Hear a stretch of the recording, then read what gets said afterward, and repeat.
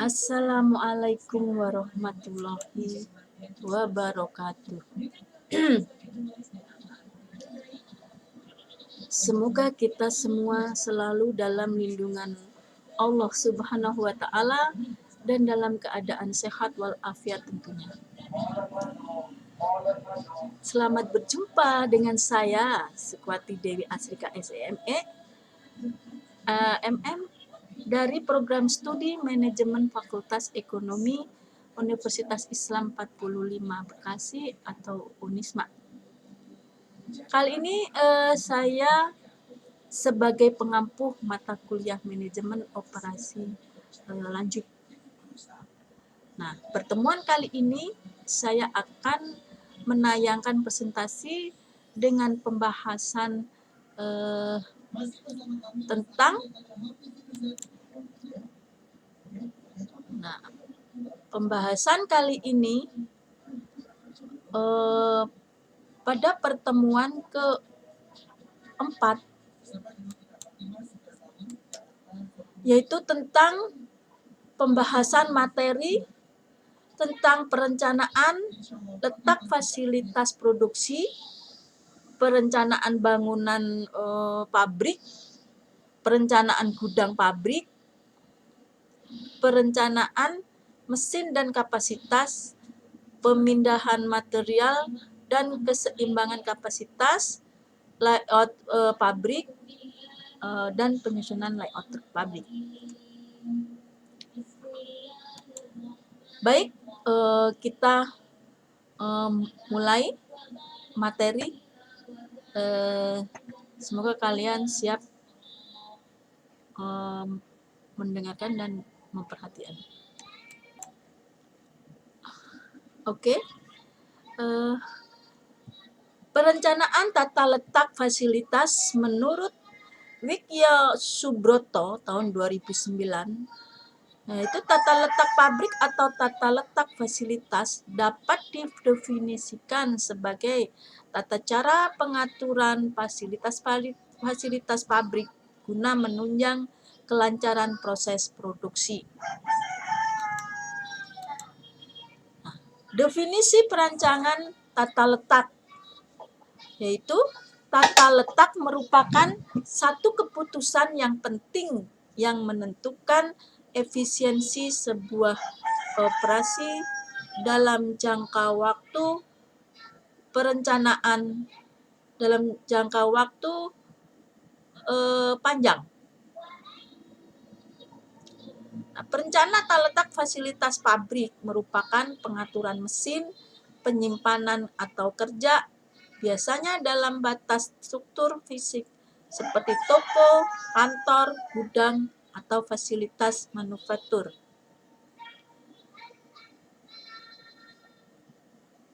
Tata letak yaitu fase perencanaan industri yang penting, strategi, dan diaplikasikan dalam jangka waktu yang lama tidak dapat diubah-ubah. Konsep dasar tata letak, yaitu tata letak pabrik yang terencana dengan baik akan ikut menentukan efisiensi dan dalam beberapa hal akan juga menjaga kelangsungan hidup ataupun kesuksesan kerja suatu industri. Tujuan utama dan perencanaan tata letak pabrik adalah untuk meminimasi biaya-biaya sebagai berikut, yaitu biaya konstruksi dan instalasi, biaya pemindahan bahan, biaya produksi, pemeliharaan, kesehatan kerja, serta biaya penyimpanan produk setengah jadi. Dasar penentuan tipe tata letak. Dalam merancang tata letak pabrik, kita perlu memahami terlebih dahulu tipe-tipe tata letak pabrik sebagai perancangan yang menentukan keberhasilan strategi manufaktur yang telah ditetapkan. Tujuan perencanaan tata letak yaitu mempersingkat alur proses, mengurangi biaya, dan mengendalikan bahan baku untuk kebahagiaan, keamanan, dan kenyamanan pekerja. Dan keempat, untuk memfasilitasi struktur organisasi. Tujuan perencanaan letak fasilitas produksi yaitu meminimalkan total biaya, terutama yang menyangkut konstruksi dan instalasi, material handling, production maintenance, safety, dan seterusnya. Yang kedua, menaikkan output produksi. Yang ketiga, mengurangi waktu tunggu atau delay. 4. Mengurangi proses material handling. Yang kelima, penghematan penggunaan areal untuk produksi, gudang, dan servis. Dalam semua kasus, desain tata letak harus mempertimbangkan bagaimana untuk dapat mencapai, yaitu utilisasi ruang, peralatan, dan orang yang lebih tinggi, aliran informasi, barang atau orang yang lebih baik, moral karyawan yang lebih baik, juga lingkungan kondisi kerja yang lebih aman, interaksi dengan pelanggan yang lebih baik. Terakhir adalah fleksibilitas. Tata letak ada 6 tipe, yaitu tata letak dengan posisi tetap atau fixed position layout. Yang kedua, tata layout yang berorientasi pada proses, tata letak kantor, tata letak retail atau retail layout. Kelima adalah tata letak gudang. Keenam, tata letak yang berorientasi pada produk. Karakteristik tata letak proses itu dari produk, yaitu tata letak disusun dan disesuaikan untuk memproduksi suatu produk yang bersifat standar dan jumlah besar dan pada kecepatan produksi yang stabil. Ada dari pola aliran bahan, yaitu garis lurus. Tiap jenis produk memiliki urutan operasional standar. Karakter dari keterampilan tenaga kerja, yaitu perlu keterampilan khusus yang mampu melaksanakan kerja yang bersifat rutin dan berulang. Dari persediaan bahan baku dan UIP bersifat high turnover. Dari penggunaan ruang, yaitu efisien, output produk per unit, luas ruang tinggi. Dari penanganan bahan, yaitu aliran bahan dapat diprediksi, sistematis, dan seringkali otomatis. Dari kapital, yaitu investasi, mesin, atau peralatan tinggi, dan memiliki fungsi yang sangat khusus. Biaya tetap relatif tinggi, biaya buruh langsung dan bahan per unit rendah. Selanjutnya dari permasalahan, yaitu keseimbangan lini. Sedang karakter tata letak posisi tetap, yaitu material utama tinggal tetap atau posisi. Selanjutnya fasilitas produksi, yaitu tools, mesin, dan manusia, dan lain-lain bergerak menuju lokasi material, komponen atau komponen produk utama. Selanjutnya ukurannya lot kecil, tenaga kerja dengan keterampilan tinggi dan khusus. Mesin yang digunakan bersifat umum, hanya ada satu atau beberapa produk dalam suatu item. Biaya pemindahan komponen utama sangat tinggi. Perlunya dilakukan relayout dalam keadaan yaitu perubahan rancangan produk, pengurangan ataupun perluasan departemen, penambahan produk baru, pemindahan departemen, penambahan departemen baru, perubahan metode produksi, dan kebijaksanaan untuk penurunan biaya. Nah, dilakukan pengkajian atas tata letak yang telah ada apabila timbul indikator-indikator sebagai berikut, yaitu bangunan tidak sesuai dengan kebutuhan, perubahan produk atau proses tanpa berubah tata letak, keterlambatan dan pemborosan waktu yang tidak jelas, kesulitan pengendalian persediaan, penurunan produk di suatu area, kondisi tidak beraturan atau grounded. Kriteria tata letak yang baik yaitu keterkaitan kegiatan dan pola aliran barang yang terencana, aliran dan gang yang lurus, langkah balik atau backtracking yang minimum, jarak pemindahan minimum, pemindahan antar operasi minimum, tata letak yang dapat disesuaikan dengan perubahan dan direncanakan untuk perluasan terencana. Perencanaan fasilitas fisik produksi. Ada aspek-aspek perencanaan fasilitas fisik perusahaan terdiri dari satu yaitu penentuan lokasi perusahaan, kedua adalah bangunan, ketiga perencanaan tata letak fasilitas produk, yang keempat adalah perencanaan lingkungan kerja.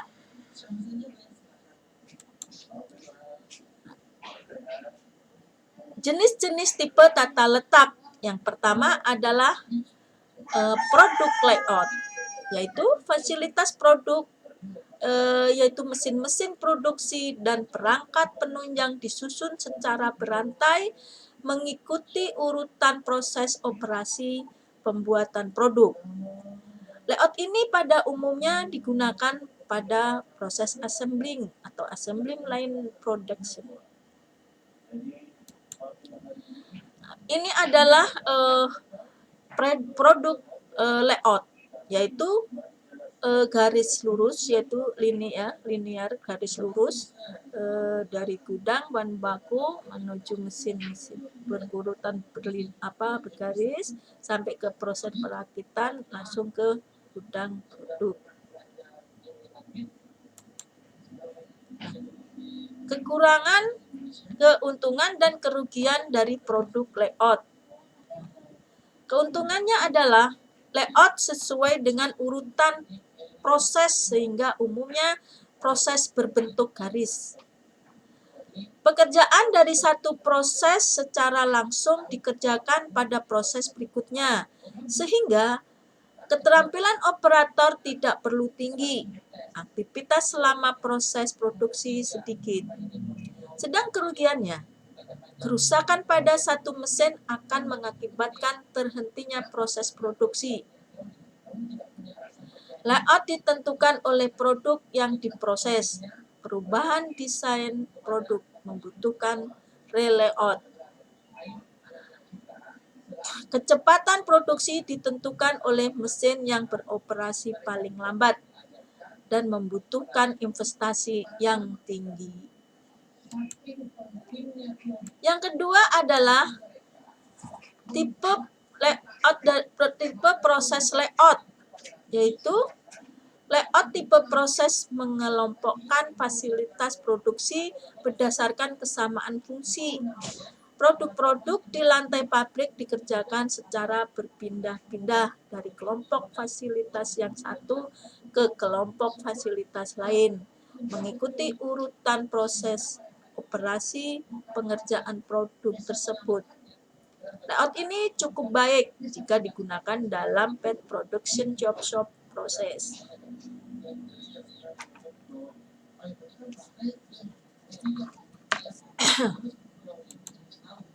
Nah, ini adalah gambar dari proses layout yang tadi dikatakan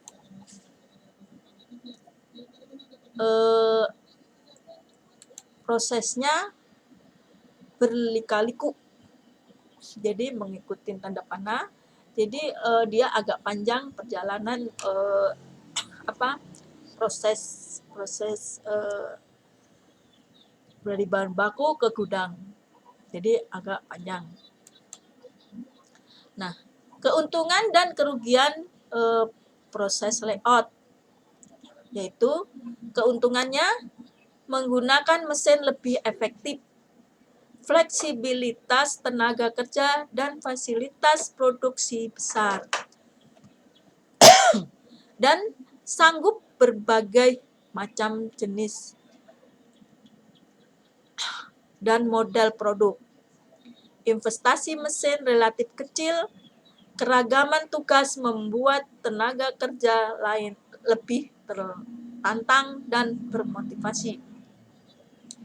Adanya aktivitas supervisi yang lebih baik dan efisien melalui spesialisasi pekerjaan. Sedang kerugiannya, aliran proses yang tidak sederhana mengakibatkan ongkos material handling mahal, total waktu produksi lebih panjang, work in process inventory cukup besar, keterampilan tenaga kerja harus tinggi karena variasi aktivitas produksi tinggi, kesulitan menyeimbangkan kerja dari setiap fasilitas produksi karena penetapan mesin yang berkelompok.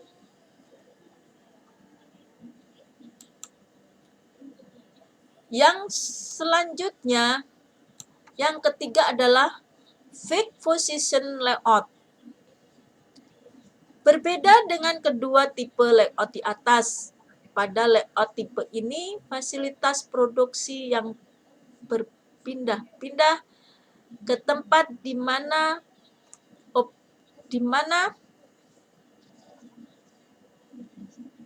operasi mesin tersebut dibutuhkan. Yang ketiga ya. Layout tipe ini hanya digunakan pada pembuatan produk-produk besar seperti kapal, bangunan, bandar udara, dan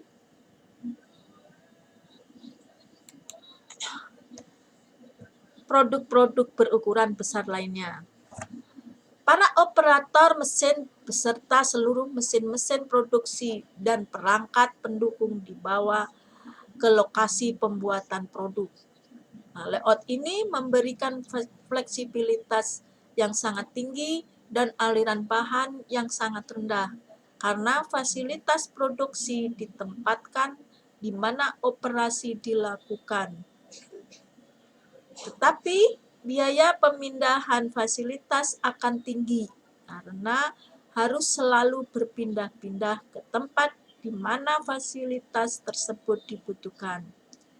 Dengan demikian, efek biaya yang ditimbulkannya terhadap biaya produksi pada umumnya cukup tinggi. Nah, ini adalah gambaran dari fixed position layout. Jadi ini barang-barangnya bisa dibawa-bawa untuk ke suatu tempat yang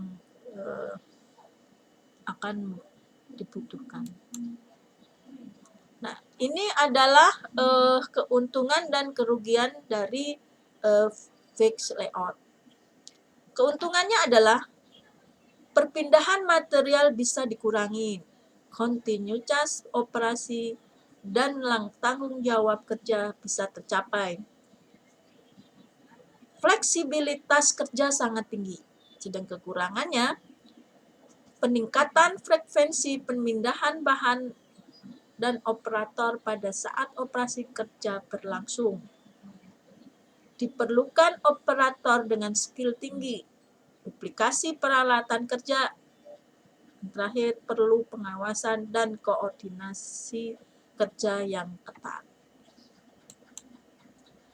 Yang keempat adalah tipe grup teknologi layout, yaitu pengelompokan mesin-mesin ke dalam sel mesin dan part-part ke dalam family part berdasarkan kesamaan desain dan urutan proses atau flow proses. Tata letak tipe ini didasarkan pada pengelompokan produk atau komponen yang dibuat.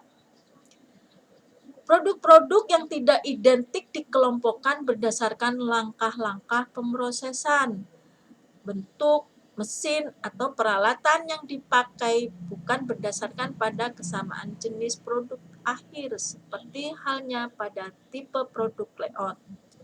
Pada grup layout, mesin-mesin dan fasilitas produksi dikelompokkan dan ditempatkan dalam sebuah manufacturing cell, karena di sini setiap kelompok produk akan memiliki urutan proses yang sama, maka akan menghasilkan tingkat efisiensi yang tinggi dalam proses manufacturing group. Ini adalah layout dari grup teknologi layout. Ini berkelompok-kelompok ya layoutnya.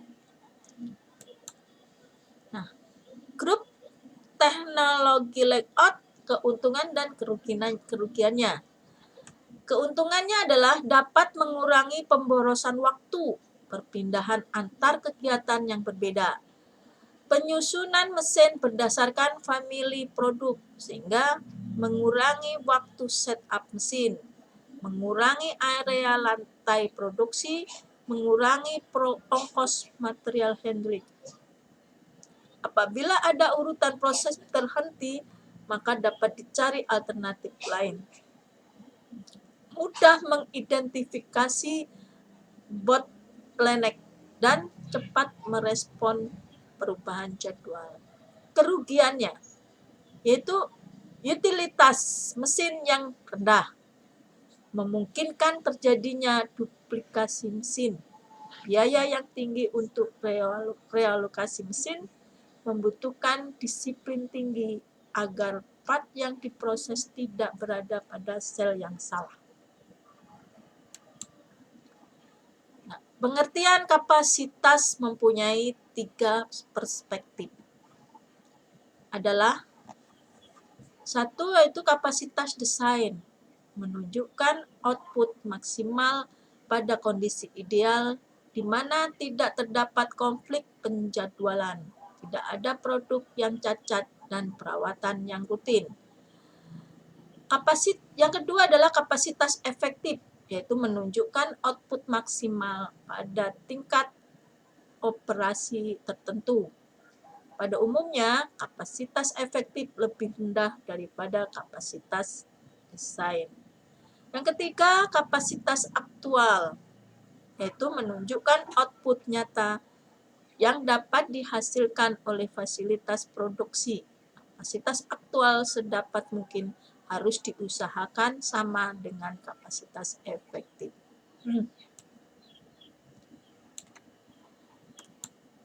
Tujuan dari perencanaan kapasitas produksi adalah meramalkan permintaan produksi yang dinyatakan dalam jumlah produk sebagai berikut sebagai fungsi dari waktu. Menetapkan jumlah saat pemesanan bahan baku serta komponen secara ekonomis dan terpadu. Menetapkan keseimbangan antara kebutuhan produksi, teknik pemenuhan pesanan, serta memonitor tingkat persediaan produk jadi setiap saat, membandingkan dengan rencana persediaan dan melakukan revisi atas rencana produksi yang ditentukan. Keempat adalah membuat jadwal produksi, penugasan, pembebanan mesin dan tenaga kerja yang terperinci sesuai dengan ketersediaan kapasitas dan fluktuasi permintaan pada suatu periode tertentu.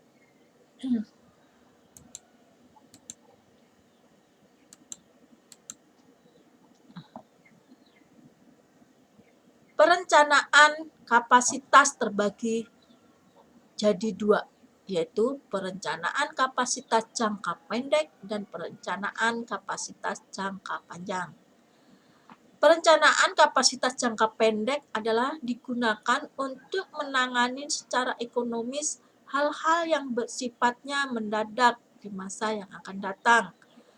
Menghadapi kondisi seperti ini, untuk menambah atau menurunkan kapasitas, mungkin perusahaan melakukan penambahan dan pengurangan jam kerja, melakukan subkontrak dengan perusahaan lain apabila terjadi perubahan permintaan.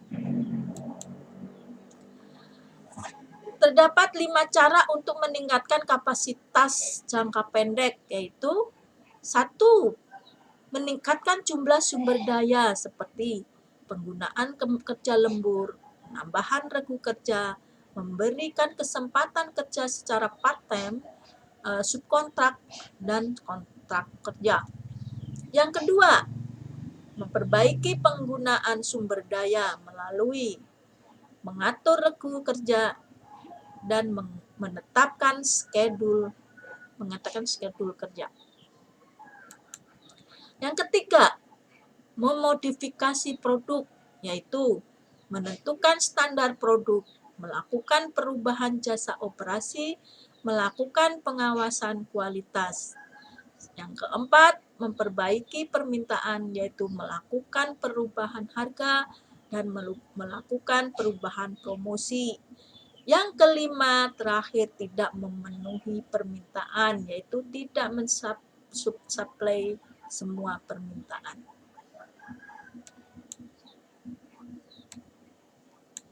Perencanaan kapasitas jangka panjang merupakan strategi operasi untuk menghadapi segala kemungkinan yang akan terjadi dan sudah dapat diperkirakan sebelumnya. Misalnya, rencana untuk menurunkan biaya produksi per unit dalam jangka pendek sangat sulit untuk dicapai karena unit produk yang dihasilkan masih berskala kecil. Tetapi dalam jangka panjang, rencana tersebut dapat dicapai dengan cara meningkatkan kapasitas produksi. Berapa jumlah produk yang harus dihasilkan agar biaya produksi seminim mungkin? Nah, yang perlu dipertimbangkan adalah pola permintaan jangka pendek dan siklus kehidupan produk yang dihasilkan.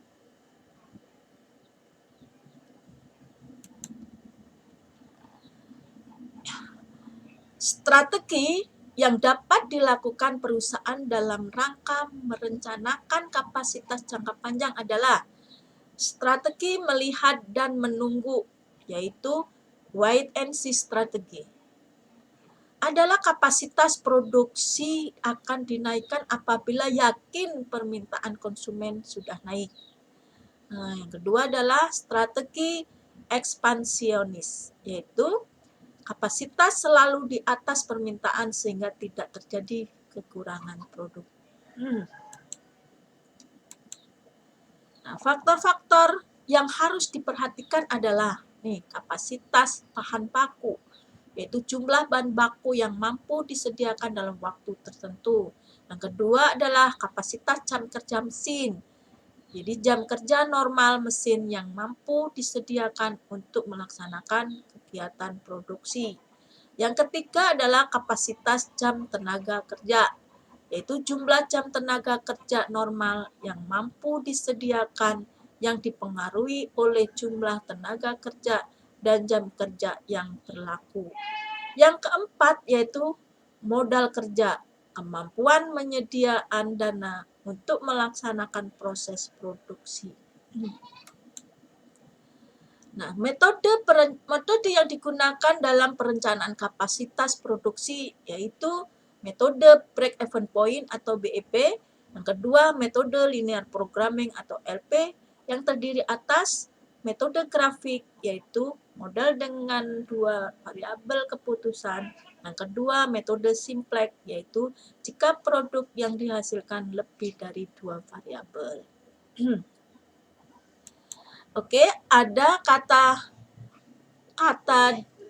bijak dari Alam Kindi mengatakan, perencanaan adalah membawa masa depan ke masa kini, sehingga Anda dapat melakukan sesuatu tentang hal itu sekarang.